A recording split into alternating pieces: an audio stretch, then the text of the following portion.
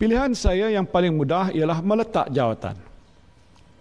Jika saya mengambil keputusan ini, maka selesailah urusan saya dan terserahlah kepada kebijaksanaan Kebawah Duli Yang Maha Mulia Seri Paduka Baginda Yang di-Pertuan Agong untuk memilih Perdana Menteri yang baru.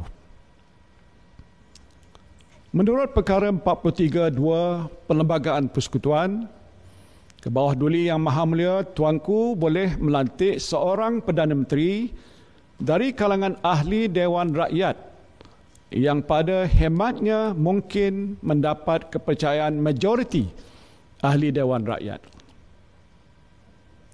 Saya patuh pada perlembagaan dan akan mengambil jalan yang terhormat untuk menyelesaikan kemelut politik yang sedang berlaku ini.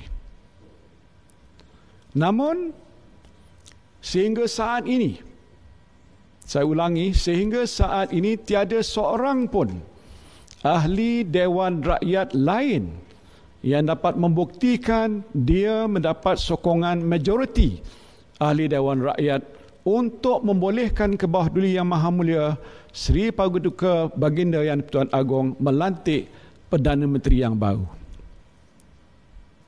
Jika saya meletak jawatan pada masa ini, saudara-saudari sekalian, bukan saya seorang saja yang berhenti untuk menjadi Perdana Menteri.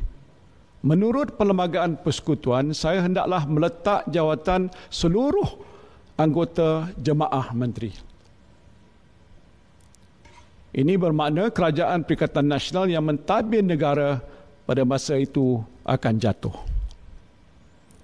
Saya memikirkan dalam keadaan tiada seorang pun ahli Dewan Rakyat lain yang mendapat sokongan majoriti pada masa ini, Perdana Menteri yang baru tidak boleh dilantik menurut perlembagaan.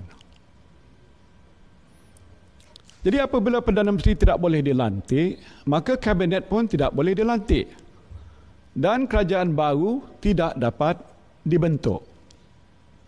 Apa akan jadi kepada negara kita?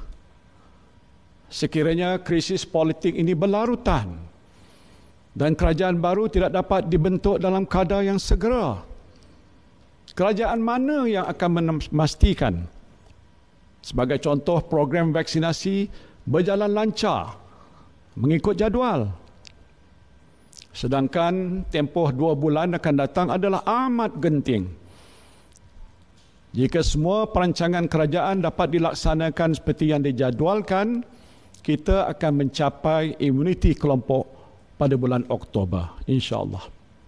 Sekiranya terganggu dengan kemelut politik yang tidak berkesudahan dan kerajaan yang sah tidak dapat dibentuk, maka sasaran imuniti kelompok tidak akan dapat dicapai dan nyawa rakyat akan terus berada dalam bahaya.